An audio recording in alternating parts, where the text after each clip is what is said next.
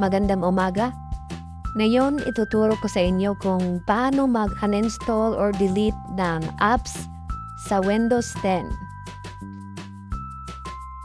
Una, punta kayo dito sa Windows logo.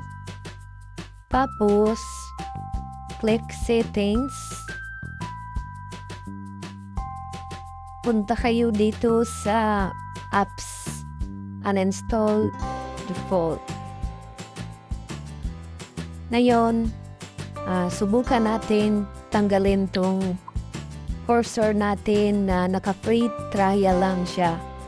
Ang tawag dito sa cursor na to is Cursor Highlight Pro.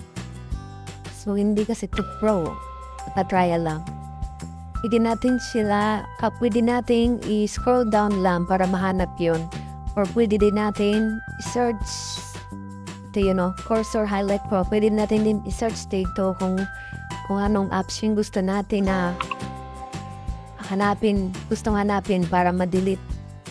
Tapos, click nyo lang. Nakita nyo dito, uninstall. Click nyo lang yan, uninstall. Tapos, click nyo ulit yung uninstall.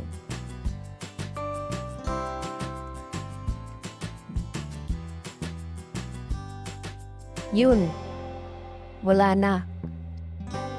Kung titingnan natin yung cursor natin, wala na yung nakalagay na free or yung naka-highlight sa kanya at below.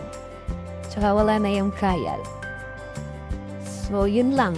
Maraming salamat sa panonood.